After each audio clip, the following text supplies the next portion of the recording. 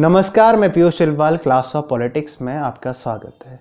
आज हम एक बेहद ही गंभीर विषय पर बात करने जा रहे हैं जिसे लेकर कि काफ़ी सारे मिथ गढ़े गए हैं। कल पहले चरण की वोटिंग है तो हम चाहते हैं कि उससे पहले ये बात साफ हो जाए। बात है नोटा को लेकर के। नोटा को लेकर के मतदाताओं में इतने सारे मिथक गढ़े गए हैं कि नोटा को लेकर के लोग कंफ्यूज हैं। काफ़ी लोग कहते हैं कि नोटा को वोट देने का मतलब है कि आप अपना वोट बर्बाद कर रहे हैं। बिल्कुल भी ऐसा नहीं है। आपको वोट देने का अधिकार है, आपको चुनने का अधिकार है, तो आपको रिजेक्शन का भी अधिकार है। अगर आप नोटा के लिए जाते हैं तो इसका बिल्कुल भी कतई मतलब नहीं है कि आप अपना वोट बर्बाद कर रहे हैं।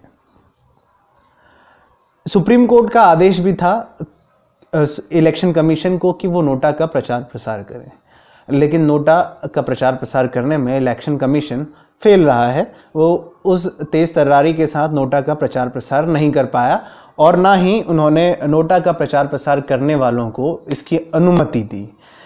एक वाकया है रामनगर का। 3 अप्रैल को ये वाकया हुआ था। 3 अप्रैल को रामनगर से केसर राणा ने, समाजवादी लोकमंच के केसर राणा ने चुनाव अधिकारी से अनुमति मांगी थी एक प्रचार वाहन की कि वो नोटा के प्रचार के लिए एक वाहन चाहते हैं, मतलब वाहन अपना इस्तेमाल करना चाहते हैं। बस इलेक्शन कमीशन उसके लिए उनको परमिशन दे दे कि वो वाहन इस्तेमाल कर पाएँ। तो 6 अप्रैल को चुनाव अधिकारी ने जवाब दिया। उस जवाब में उन्होंने कहा कि आपकी जो रिक्वेस्ट है वो हायर अथॉरिटी को रेफ़र कर दी गई है, वहाँ से इसका जवाब आएगा, वहाँ से आपको परमिशन दी जाएगी। लेकिन 6 अप्रैल को ये नहीं बताया गया कि कब तक इस मामले पर कार्रवाई की जाएगी, तो परमिशन कुल मिलाकर के नहीं मिली वहाँ से। 8 अप्रैल को समाजवादी लोकमंच के ही मुनीश कुमार ने eciCitizenService.nic.in पर इसी प्रचार वाहन की अनुमति को लेकर के एक कंप्लेंट दर्ज करवाई। कंप्लेंट आईडी है NGS 450529। 8 अप्रैल को जब ये कंप्लेंट दर्ज करवाई गई तो 48 घंटे में इस कंप्लेंट को सॉल्व होना था और 48 घंटे से पहले ही इलेक्शन कमीशन ने काफ़ी पहले ही इस कंप्लेंट को सॉल्व कर दिया, मतलब कि इसका स्टेटस रिजॉल्व कर दिया। तो जब ये स्टेटस रिजॉल्व किया तो इसमें इलेक्शन कमीशन ने क्या बात कही वो बात हम आपको बताना चाहते हैं। उन्होंने क्या इसका सल्यूशन निकाला। इलेक्शन कमीशन की eciCitizenServices.nic.in पर जो इसका रिजॉल्व स्टेटस शो किया जा रहा है, उस पर जो एक्शन लिया हुआ बताया जा रहा है वो एक्शन हम आपको बताते हैं। इसमें लिखा है, आपने नोटा के लिए अनुमति मांगी थी। आप न तो नोटा के एजेंट हैं ना ही कैंडिडेट हैं। उक्त बात आपको दूरभाष पर भी अवगत करा दी गई थी, इसलिए आपका आवेदन उच्च अधिकारियों से दिशा निर्देश प्राप्त करने हेतु प्रेषित कर दिया गया है। तो उच्च अधिकारियों से प्रेषित किया गया यह आदेश, इसकी अनुमति के बारे में इलेक्शन कमीशन की वेबसाइट पर कुछ भी नहीं कहा गया और प्रचार थमने के आखिरी दिन यानी कि 9 अप्रैल तक इस पर कोई भी कार्रवाई नहीं की गई। यानी कि इलेक्शन कमीशन ने एक तरीके से मूक रह करके, बात को इधर उधर टाल करके नोटा का प्रचार करने की अनुमति नहीं दी। और कल प्रचार का आखिरी दिन था तो नोटा के लिए मुनीश कुमार और केसर राणा प्रचार नहीं कर पाए। क्या इलेक्शन कमीशन को यहां पर परमिशन नहीं देनी चाहिए थी प्रचार के लिए? जैसा कि हमारे संवैधानिक अधिकार कहते हैं, राइट टू फ्रीडम, आर्टिकल 19 से आर्टिकल 22 तक हमें फ्रीडम मिली हुई है। हमें अपने एक्सप्रेशंस की फ्रीडम मिली हुई है, हमें घूमने की फ्रीडम मिली हुई है, हमें ऑर्गेनाइजेशंस बनाने की फ्रीडम मिली हुई है। तो राइट टू फ्रीडम के हिसाब से हमें क्या ये मौका नहीं मिलना चाहिए था कि हम नोटा के लिए प्रचार प्रसार कर सकें? शायद इलेक्शन कमीशन को ये बात साफ करनी चाहिए और उन्हें अगले चुनाव में इस बात का ध्यान रखना चाहिए कि अगर कोई नोटा के लिए प्रचार प्रसार करने की अनुमति मांग रहा है तो उसे भी नोटा के प्रचार प्रसार के लिए अनुमति मिलनी चाहिए, क्योंकि इलेक्शन कमीशन तो नोटा का प्रचार प्रसार नहीं करता है।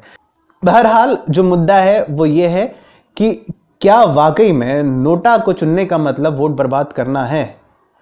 अगर नोटा को चुनने का मतलब वोट बर्बाद करना होता तो हमारी ईवीएम मशीन में नोटा का ऑप्शन ही नहीं होता। इलेक्शन कमीशन चाहता ही नहीं कि नोटा को वोट दिए जाएं।